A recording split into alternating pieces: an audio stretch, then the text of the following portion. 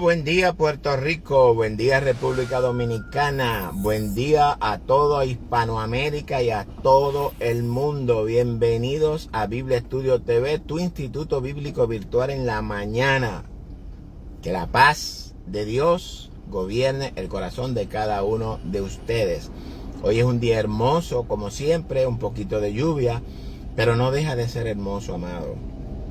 Hoy es un día que el Señor ha hecho para que lo adoremos, para que le alabemos, para que vivamos conforme a su espíritu, en obediencia, sometimiento. ¿Para qué? Para que las bendiciones sean manifestadas en mí y en usted. Quiero excusarme porque ayer no pude estar de causas ajenas a mi voluntad. Traté de hacerlo, pero se me complicó un poco. Pero lo importante de todo esto es que hoy estamos aquí y hoy tenemos un estudio, o mejor dicho, la continuación del estudio de las dos bestias de Apocalipsis y Daniel. El estudio de hoy no te lo puedes perder. Si tú no lo estás viendo ahora en vivo, míralo en diferido cuando este video ya salga, pero no dejes de verlo. Porque la información que vamos a empezar a compartir en este estudio, que nos va a tardar básicamente como una semana o dos, es importante porque aquí vamos a revelar información que en ningún sitio se la revelan, ni en ningún instituto bíblico, ni en ninguna universidad teológica, ni en ninguna escuela dominical ni sabática. Eso solamente lo van a escuchar aquí. Amén. Hoy, ¿verdad? Quiero darle las bienvenidas a todos ustedes. Como siempre, un abrazo en el nombre del Señor Jesucristo. Busquen sus Biblias. Abran el libro de... Vamos a trabajar hoy con... Bueno, vamos a trabajar con Daniel 4 y Daniel 2. Busque una tacita de café. Siéntese en un lugar cómodo. Asegure, ¿verdad?, que esté cómodo. Y hay algo bien importante que quiero recalcarle. Pero bueno, vamos a hablar un poquito ahora del fruto del Espíritu, porque quedamos de que todos los días vamos a hablar de un fruto del Espíritu. Y hoy vamos a escoger la paz. La paz, esa paz que sobrepasa todo entendimiento. Esa paz que cuando tú la tienes muchas veces tú no la puedes entender. La paz es un fruto del Espíritu manifestado en nosotros. Esta paz que nosotros tenemos, que procede de Dios, Cristo es nuestra paz, y esta paz no está sujeta ni depende de ninguna circunstancia que nos rodee, porque hay muchas personas que dicen: yo tengo paz cuando yo sea rico, cuando yo tenga dinero, cuando tenga mi carro, cuando tenga mi propiedad, cuando me case, cuando qué sé yo.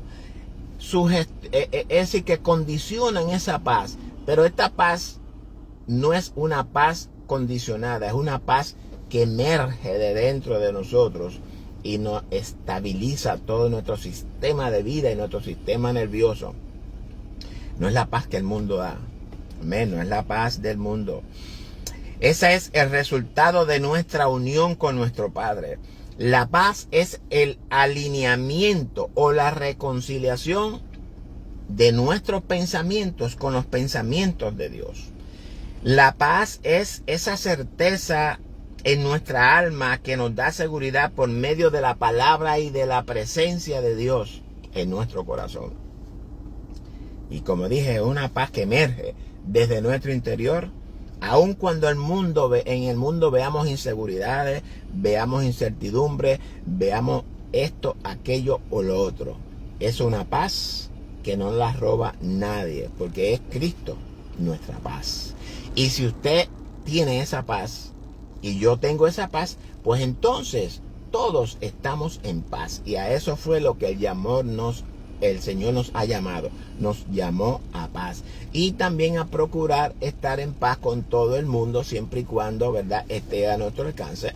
Porque mi paz yo la comparto con todo el mundo, pero si el mundo no la quiere recibir, pues nosotros no podemos hacer nada. Lo que no podemos es perderla. Y si usted pierde la paz, pues pierde a Cristo. Pero bueno, En el estudio de hoy vamos a revelar información, revelaciones que pudieran desafiar su fe.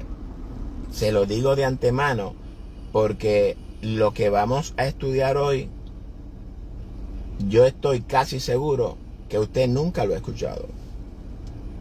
No sé si usted es un estudiante de universidad teológica, un estudiante de instituto bíblico, de escuela bíblica, pero yo he estado en todo y nunca lo he escuchado.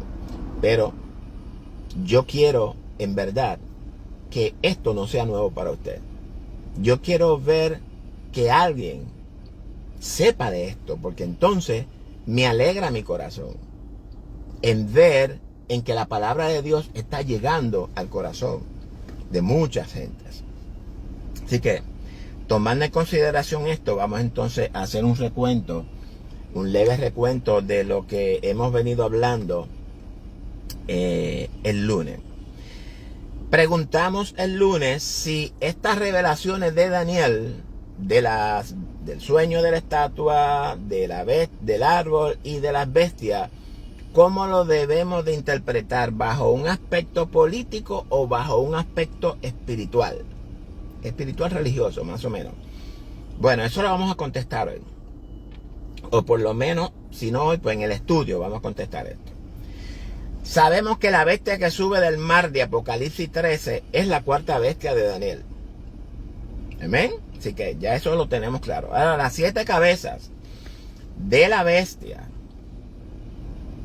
de la primera bestia hablamos, ¿verdad? Y que es la que emerge del mar, es decir, de aquella que emerge o que sube de un mundo en caos, un mundo hostil, un mundo, ¿verdad?, descontrolado. Sube esa bestia. Las 7 cabezas, los 10 cuernos con sus diademas y el nombre blasfemo debemos de interpretarlo a la luz del sueño de la estatua de Daniel 2, el sueño del árbol de Daniel 4 y las 4 bestias de Daniel 7. Todo eso lo vamos a estudiar en el estudio. No se pierda ni el de hoy, ni el de mañana, ni ninguno de lo que viene, porque este estudio lo vamos a completar hasta que nosotros no entendamos bien con claridad y con certeza a qué bestia es la que se está refiriendo la escritura. No vamos a soltar este estudio, si el Señor, ¿verdad?, nos da la oportunidad y nos ayuda. Así que entonces, Nabucodonosor es la cabeza de oro y es el mismo árbol frondoso, como ya lo vimos. El reino majestuoso de la cabeza de oro y el reino majestuoso del árbol frondoso simbolizan lo mismo. Lo vamos a ver también. Ahora bien, las 2 bestias de Juan debemos de interpretarlas desde el punto de vista de partida de Juan. Es decir, desde el inicio de la iglesia hasta el retorno de Jesucristo. ¿Estamos claros en eso? Vayan haciendo sus anotaciones. Si hay algo que usted no entiende, este video va a estar disponible para que usted lo escuche, lo reescuche y lo reescuche hasta que entienda. Yo no quiero que nadie, al terminar este estudio, quede con alguna duda. Y si usted queda con alguna duda, pues entonces siéntase en la libertad de pasarme un mensaje vía WhatsApp y la duda que usted tenga se la vamos a contestar. Bueno, vamos ahora a entrar un poquito en lo que es interpretación. Eso es lo que me gusta a mí. Yo sé que a la gente le gusta la interpretación, pero a la gente le gusta que se la den masticada.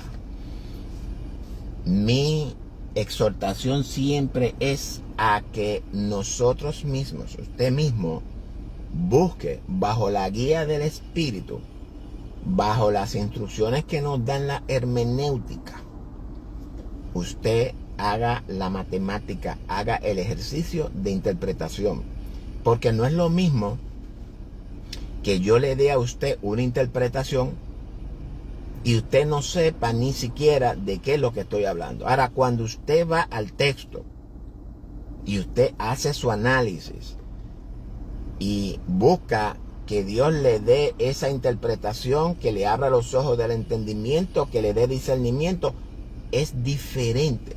¿Por qué? Porque esa interpretación llega a usted al corazón y se hace parte de su vida. Pero cuando escuchamos las interpretaciones de otros, sí las recibimos, pero muchas veces la descuidamos y no le ponemos atención. No es lo mismo que cuando yo la recibo de mí, del Señor, de mi parte. Bueno, el oro, vamos a definir, vamos a interpretar lo que simbolizan, pues el oro y la cabeza. El oro en la escritura es símbolo de purificación y santificación.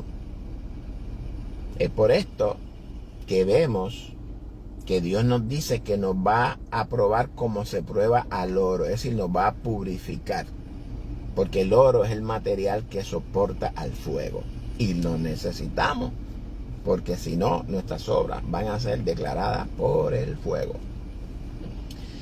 La cabeza, sabemos que la cabeza es símbolo de reino, pero la cabeza también es símbolo de lo espiritual.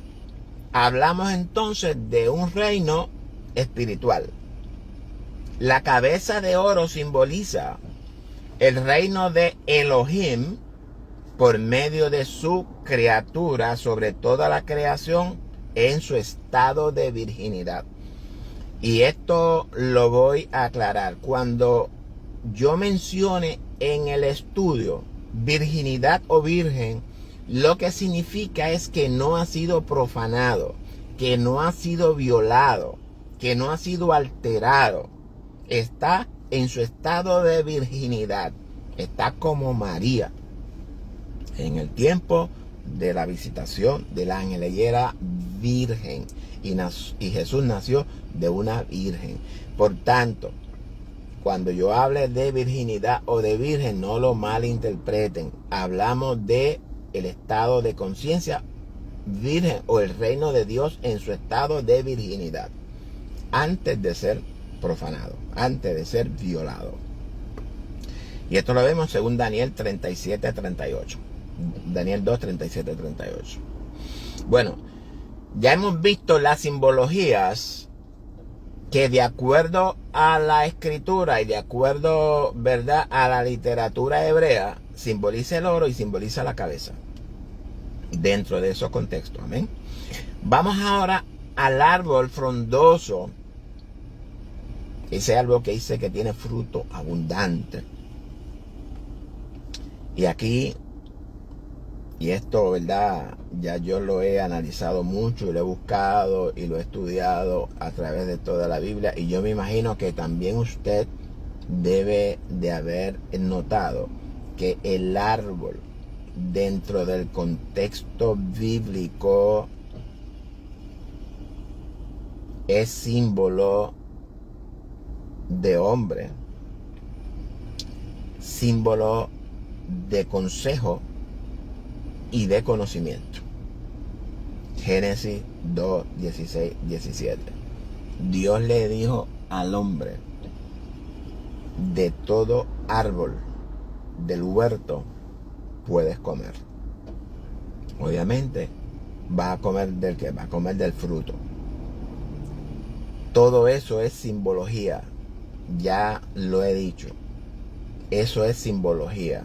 El fruto es una simbología, el árbol es una simbología. El árbol es la persona o el pensamiento, lo que surge de ese pensamiento o lo que surge del hombre, ¿verdad?, dentro de ese, o el pensamiento dentro de ese hombre.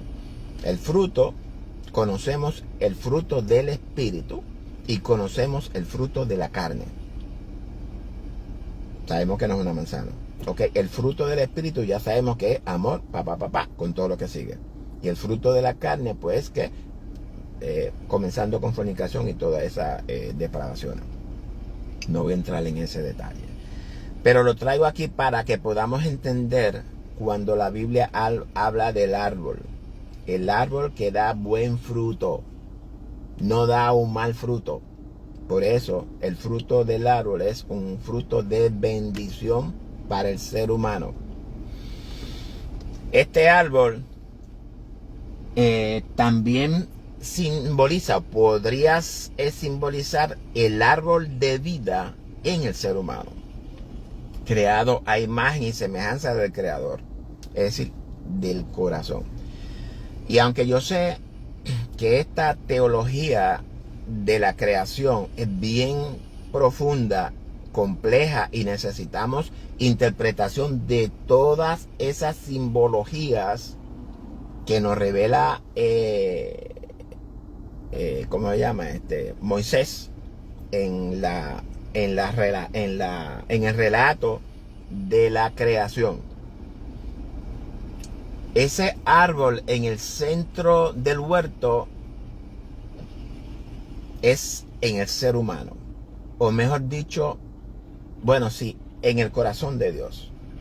No quiero entrar mucho por ahí, pero bueno, sabemos que ese árbol del ser humano es el árbol de vida en el ser humano. Ese árbol que fue protegido y guardado después de la caída. Esto, aunque yo lo explico en el estudio de Mateo 24 del 15 al 21, la parte de la abominación desoladora, yo no sé si usted ha visto el video donde hablo de lo que es el lugar santo y el lugar santísimo. Obviamente yo lo explico, pero no lo relaciono con la creación. ¿Por qué? Porque son contextos diferentes, pero la base, el principio es el mismo. Si usted quiere mirar el video, lo puede mirar y ahí usted va a encontrar lo que hablo de la abominación desoladora, que es Mateo 24:15, para que pueda entender lo que es el lugar santo y lo que es el lugar santísimo. El hombre fue creado a imagen y semejanza. ¿Qué es la semejanza? Porque cuando nosotros estamos estudiando la Biblia, yo le he enseñado que debemos de ir escudriñando palabra por palabra. No es simplemente leer el texto y recoger algo, sino es buscando discernimiento, buscando la etimología dentro del contexto hebreo, que es el que nos va a transmitir la correcta interpretación de esa palabra. Yo siempre me voy obviamente yo tengo una aplicación donde me da el paralelismo en hebreo de lo que es el Antiguo Testamento y el paralelismo griego de lo que llamamos el Nuevo Testamento, obviamente con el diccionario de Strong y sus definiciones correctas, aunque muchas veces no son muy correctas. Así que cuando hablamos de semejanza, simboliza los atributos del Creador en el hombre que los capacita, o en el hombre que lo capacita para reinar. Esa es la semejanza de Dios. Dios dijo, hagamos al hombre conforme a nuestra imagen y a nuestra semejanza. ¿Okay? Como explico, la semejanza es la esencia de Dios en nosotros. Es decir, los atributos de Dios. Los atributos de Dios están en usted y están en mí. Para que lo vaya entendiendo. La imagen. La imagen simboliza el objetivo del Creador. ¿Cuál es el objetivo del Creador? El objetivo de Dios es el hombre, hecho a su imagen. Ese es el objetivo de Dios. Por eso vamos a hacerlo a nuestra imagen, porque ese es mi objetivo. La creación del hombre, su encarnación perfecta. Y este objetivo es contrario al objetivo que el hombre tiene.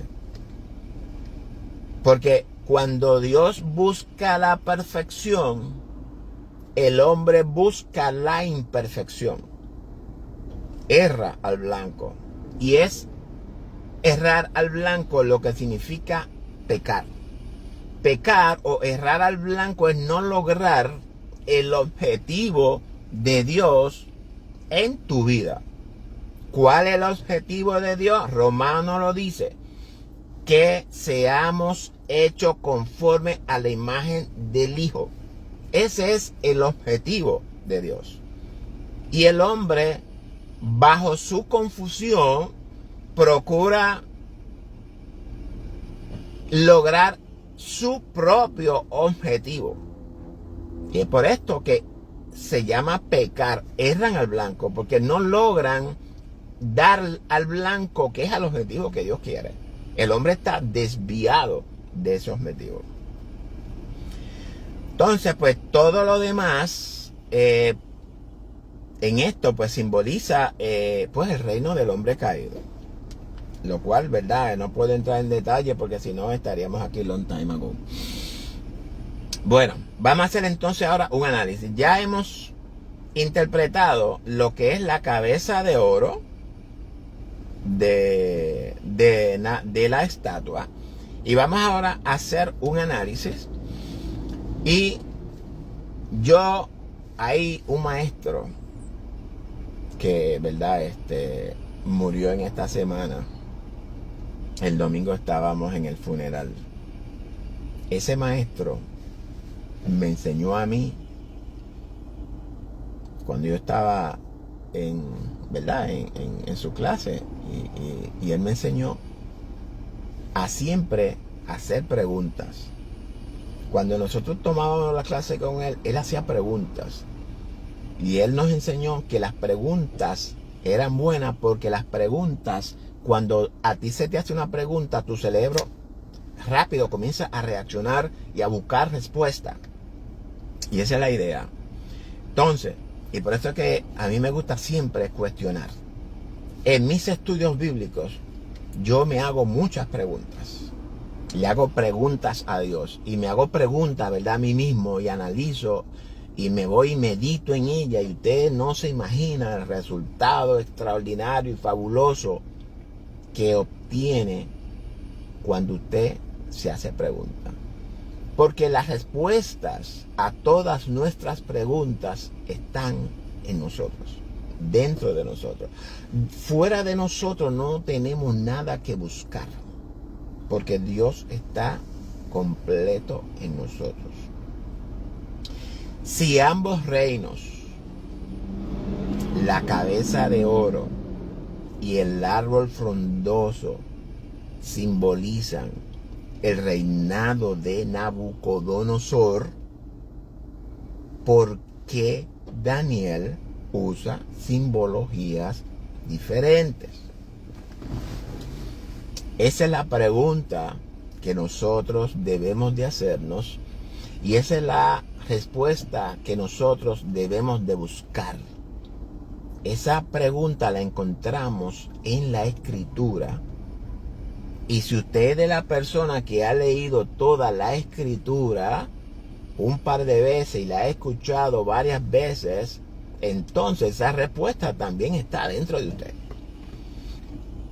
Porque todo lo que usted lee y escucha, aunque usted no lo recuerde en el momento, todo eso está grabado dentro de usted. Ahora bien, para que usted pueda sacar esa respuesta de usted, pues usted la tiene que hacer con forma de preguntas. ¿Por qué Daniel usa simbologías diferentes? Y yo tuve que meterme a romperme la cabeza y buscar y pensar en todo lo que yo he estudiado. Haga usted lo mismo. Ahora bien, usa diferentes simbologías. Ahora, ¿por qué una cabeza de oro y un árbol? Perdón. Porque, repito, cuando estamos estudiando la Escritura debemos de saber lo que estamos estudiando. Porque si nosotros vemos un sueño, una estatua, vemos acá que Nabucodonosor sueña un árbol y vemos que después Daniel sale con unas bestias, es nuestra responsabilidad buscar cada uno de ellos. ¿Están relacionados? Por supuesto que están relacionados. Lo que sucede es que nuestros grandes teólogos, ¿verdad? Como dice Pablo, esos grandes maestros teólogos, nos han dado unas definiciones hechas por ellos, las cuales en las iglesias se han enseñado y las hemos recibido como buenas y válidas. Y es lo mismo que acabo de decirle hace un momento. No es lo mismo que usted escuche una definición y la acepte como buena y válida, a que usted vaya y se mete y haga el ejercicio y usted adquiera y saque la revelación que el Espíritu de Dios, que es el inspirador de esta palabra, quiso expresar en el momento. Porque hay algo que aprendí también en el mortorio, que nos enseña que si nosotros estamos perdidos, que sigamos el carro de adelante. Pero si el carro de adelante está perdido, estamos perdidos los dos. Me gustó esa expresión del pastor que predicó en el funeral. Es lo que yo quiero que nosotros analicemos, hermanos. A mí muchas veces me critican porque yo soy bien específico y soy bien detallista en el estudio de la palabra. Pero es que nosotros tenemos ya que romper con ese hábito que nosotros tenemos de generalizar todo y de simplemente estudiar la palabra y lo que me viene a la mente, eso es. Es por esto que la iglesia no crece. Es por esto que vemos tantos cristianos fracasados, tantos cristianos apóstatas, tantos jóvenes que están creciendo en nuestras congregaciones, se van, están en las congregaciones mientras está papi o mientras cumplen ya sus 18 años, se van, porque no tenemos fundamento teológico, no enseñamos fundamento bíblico, no enseñamos principios bíblicos. Un niño que crece con principios bíblicos y continúa siendo educado en esos principios bíblicos, cuando llega a los 18 años y entra a la universidad, muy difícil que se pierda, porque ha sido instruido en el camino correcto. Pero con los entretenimientos que estamos teniendo ahora, con las payaserías que tenemos en nuestras iglesias, no podemos. Entonces, esta pregunta de por qué usa Daniel dos simbologías diferentes y por qué usa una cabeza y el árbol, pues la vamos a contestar más adelante. Ahora bien,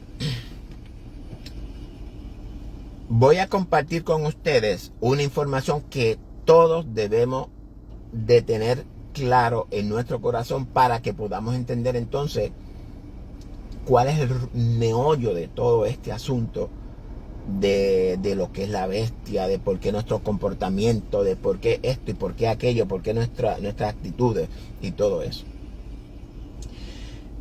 Espero en ese Dios todopoderoso que mora en usted y que mora en mí, que Él abra el entendimiento, los ojos de su entendimiento para que puedan entender y para que todo esto que voy a compartir con ustedes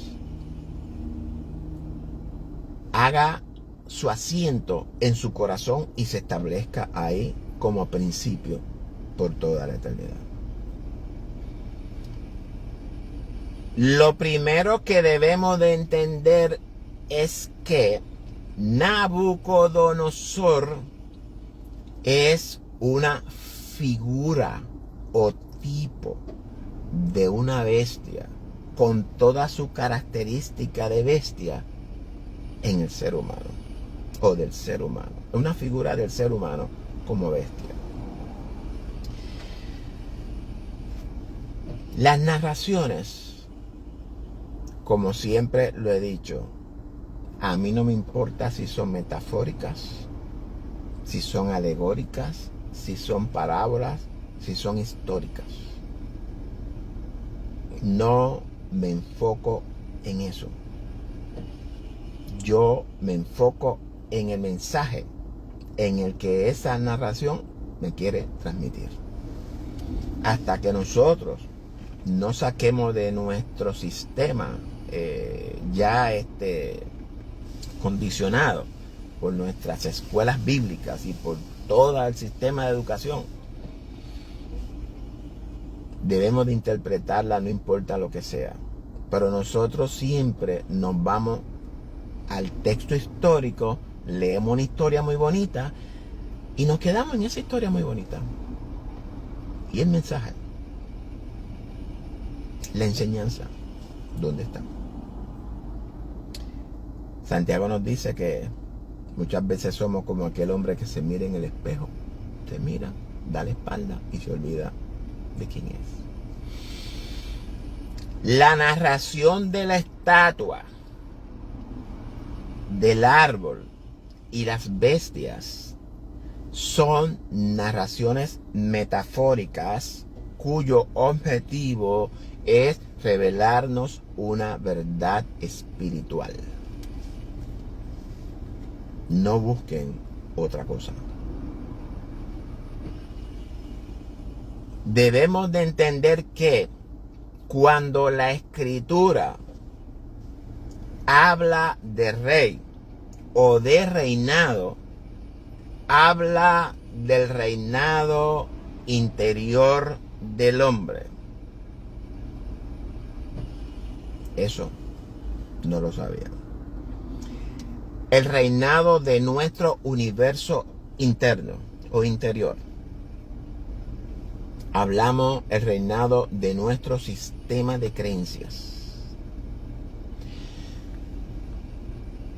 Y ese sistema de creencias es por el cual vivimos, dependiendo de su sistema de creencias. Dice Proverbio 23:7, ¿cuál es el pensamiento en el corazón del hombre? Tal es él. Voy a explicar algo. Este sistema de pensamiento, antes de lo que voy a explicar, puede estar basado en el conocimiento del bien, o que es también la obediencia, que es también Abel y que es también redención. No voy a explicar eso, pero eso más adelante pues lo podemos ver.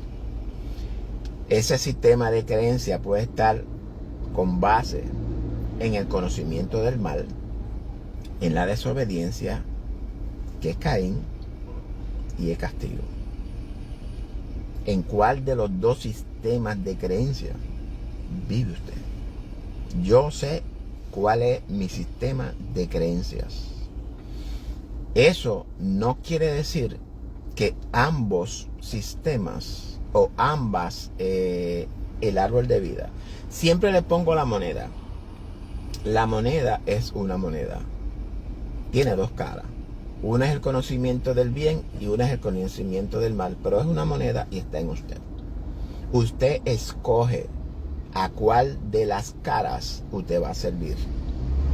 ¿Cuál es su sistema de pensamiento con base en cara o en escudo? El que sea. Adán escogió el mal. No quiere decir que el bien no estaba, estaba. Una decisión.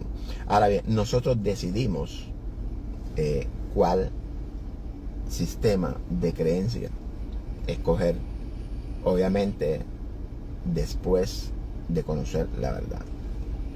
Porque nuestro sistema de creencia es formado o moldeado a través de, ¿verdad?, de todas nuestras experiencias en la vida. Desde que nacemos, nuestros papás, nuestros tíos, nuestros hermanos, la educación, la televisión, todo eso va dándole forma a nuestro sistema de creencias. Ahora bien, lo que le iba a decir es esto. Hablando del reinado del interior. Usted, como persona, es rey de su universo interior. Yo como persona soy rey de mi universo interior.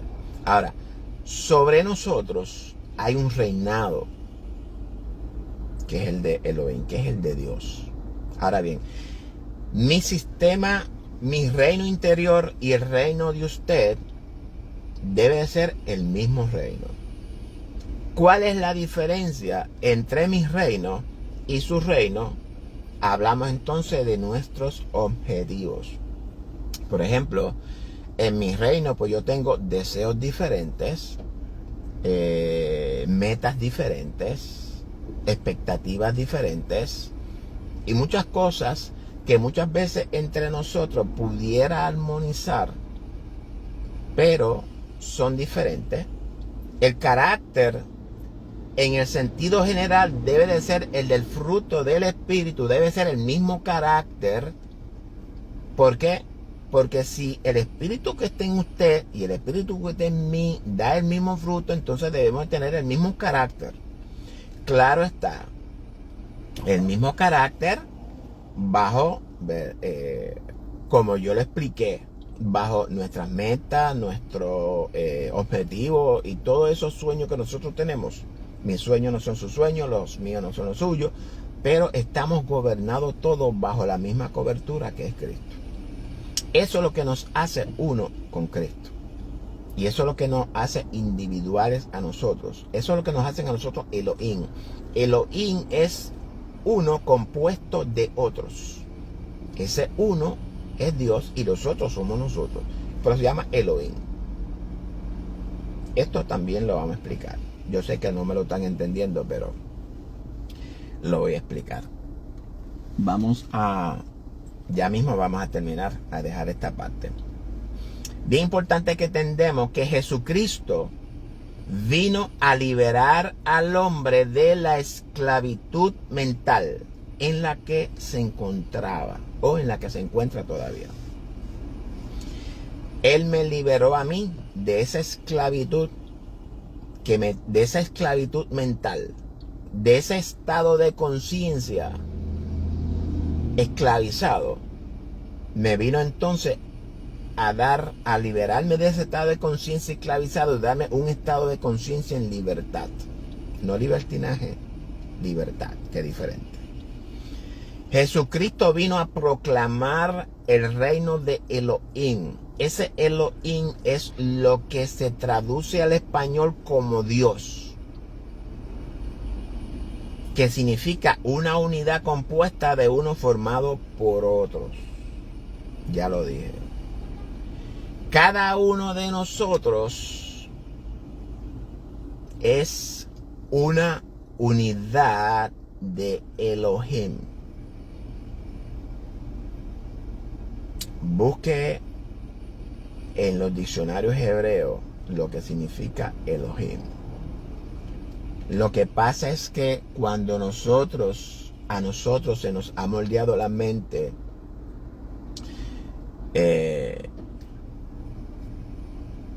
entendiendo que cuando nosotros nos consideramos como parte de Dios, estamos blasfemando. Esa es la enseñanza tradicional de la iglesia. Sin embargo, eso no es lo que el texto revela. Todo el cuerpo que forma a la iglesia de Jesús es Elohim. Jesús es uno y ese uno es formado por nosotros, su cuerpo. Busque Efesios 1 para que vea lo que Pablo dice de la conquista del reino de Jesús y qué hizo Dios con esa cabeza. Todo este universo, las cosas que hay en el cielo, en la tierra, visible e invisible, fue creado por medio del Hijo y para el Hijo. Colosenses 1:16, perdón. Esta hermosa creación de este universo fue creada en un estado virgen. Ya yo sé, ya le dije lo que significa virgen. La cabeza de oro y el árbol frondoso. Ese hijo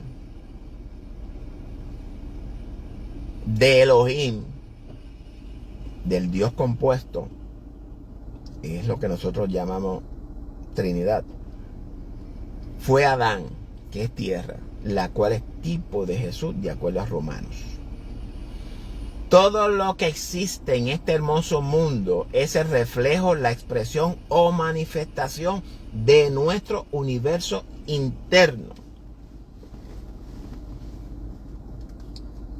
Pero esto lo voy a explicar mañana. No se pierda ninguno de estos videos. Se los ruego en el nombre del Señor.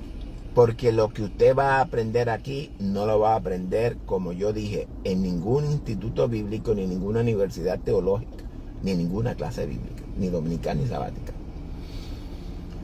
Esto es importante que el pueblo de Dios entienda, conozca y internalice esta verdad. Amén. Así que espero en el Señor que hasta aquí hayan comprendido lo que estamos hablando acerca de estas bestias. Porque estoy seguro que cuando terminemos este estudio, su concepto, su creencia va a cambiar. Su percepción va a cambiar. La perspectiva que usted tenía la va a tener que cambiar. Dios le bendiga a todos. Gracias por su patrocinio. Nos veremos mañana, si así el Señor lo permite. Lindo día, excelente día para todos. Yo sé que ha sido un día difícil para ustedes, pero estamos aquí. No se preocupen, que de esta vamos a salir bien, porque hay muchas buenas noticias, muchas revelaciones interesantes para usted. Amén. Dios me los bendiga.